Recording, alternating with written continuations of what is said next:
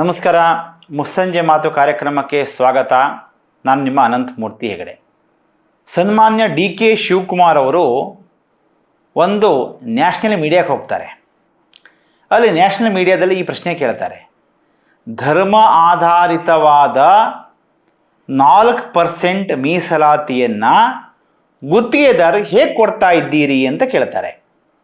ಆಗ ಸನ್ಮಾನ್ಯ ಡಿ.ಕೆ. ಶಿವಕುಮಾರ್ ಅವ್ರದಕ್ಕೆ ಉತ್ತರವನ್ನು ಕೊಡ್ತಾರೆ, ಮುಂದಿನ ದಿವಸದಲ್ಲಿ ಧರ್ಮ ಆಧಾರಿತವಾದಂತಹ ಮೀಸಲಾತಿಯನ್ನು ಕೊಡೋ ರೀತಿಯಲ್ಲಿ ಸಂವಿಧಾನ ಬದಲಾಗತ್ತೆ ಬಿಡಿ ಎನ್ನುವಂತಹ ರೀತಿಯಲ್ಲಿ ಮಾತನಾಡ್ತಾರೆ. ಅದು ವಿವಾದ ಆಗಿದೆ. ಈಗ ಕಳೆದ ಲೋಕಸಭಾ ಇಲೆಕ್ಷನ್ನಲ್ಲಿ ಇದೇ ದೊಡ್ಡ ಚರ್ಚೆ ಆಗಿತ್ತು.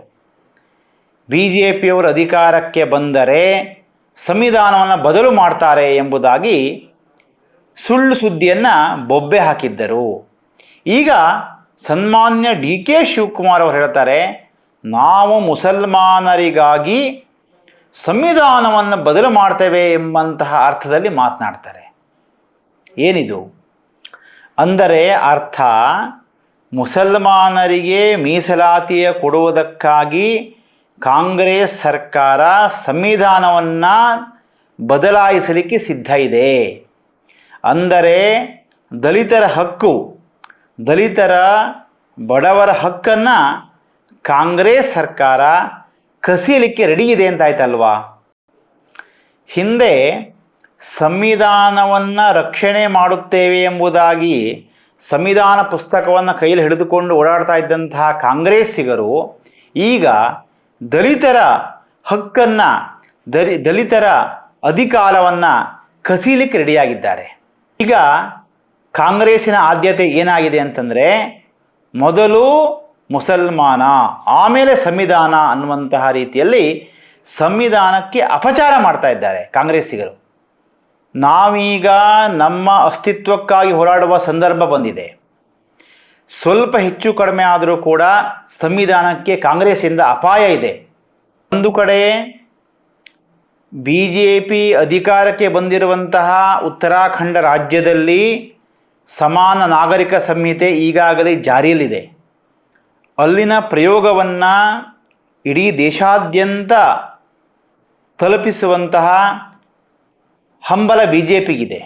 ಡಾಕ್ಟರ್ ಬಾಬಾ ಸಾಹೇಬ್ ಅಂಬೇಡ್ಕರ್ ಅವರ ಆಶಯವನ್ನು ಇಡೀ ದೇಶಕ್ಕೆ ತಿಳಿಸುವಂತಹ ಕೆಲಸವನ್ನು BJP ಸರ್ಕಾರ ಮಾಡ್ತಾ ಇದೆ.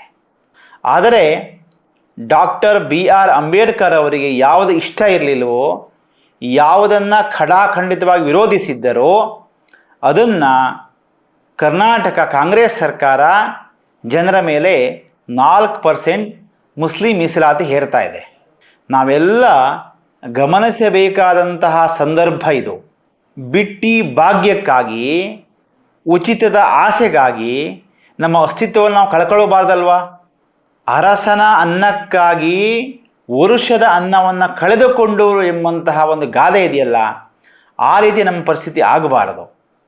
ಸನ್ಮಾನ್ಯ ಡಿ.ಕೆ. ಶಿವಕುಮಾರ್ ಅವರು ಸಂವಿಧಾನ ಬದಲಾಗತ್ತೆ ಅಂತ ಹೇಳಿದ್ದು ಯಾಕೆ ಗೊತ್ತಾ? ಕಾಂಗ್ರೆಸ್ಸಿಗೆ ಮೊದಲು ಮುಸಲ್ಮಾನ, ಕೊನೆಗೆ ಸಂವಿಧಾನ. ಅಂಬೇಡ್ಕರ್ ಆಶಯಕ್ಕೆ ತದ್ವಿರುದ್ಧವಾಗಿ ನಡ್ಕೊಳ್ತಾ ಇರುವಂತಹ ಕಾಂಗ್ರೆಸ್ಸಿಗರು. ನಮ್ಮ ಪ್ರಜಾಪ್ರಭುತ್ವ ಈ ದಿನಗಳನ್ನು ಕಾಣುತ್ತೆ ಅಂತ ಯಾರಾದರೂ ಊಹಿಸಿದ್ವಾ?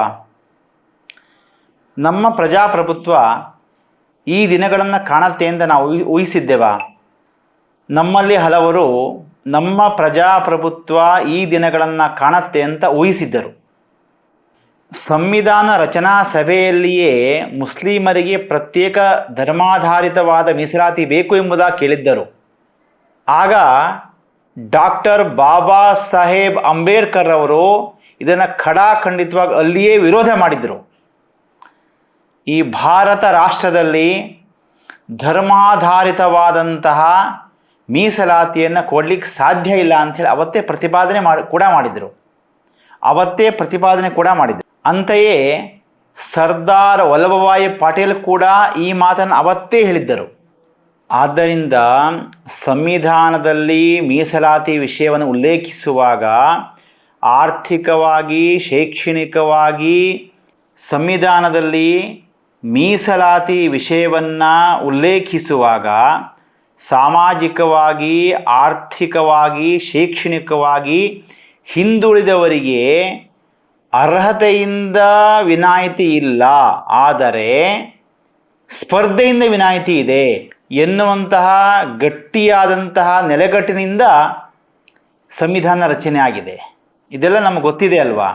ಈಗ ಯಾಕೆ ಈ ವಿಚಾರ ಅಂತಂದರೆ, ನಮ್ಮ ರಾಜ್ಯದಲ್ಲಿ ಧರ್ಮ ಆಧಾರಿತವಾಗಿ ಮುಸಲ್ಮಾನರಿಗೆ 4% ಮೀಸಲಾತಿ ಕೊಡ್ತಾ ಇರುವಂಥದ್ದು ಬಹಳ ಆಶ್ಚರ್ಯಕರವಾದಂಥ ವಿಚಾರ ಆಗಿದೆ. ವೀಕ್ಷಕ ಮಹಾಪ್ರಭುಗಳೇ, ನಮ್ಮ ಚಾನಲ್ ಅನ್ನು ಸಬ್ಸ್ಕ್ರೈಬ್ ಮಾಡಿ, ಶೇರ್ ಮಾಡಿ, ಪ್ರೋತ್ಸಾಹಿಸಿ.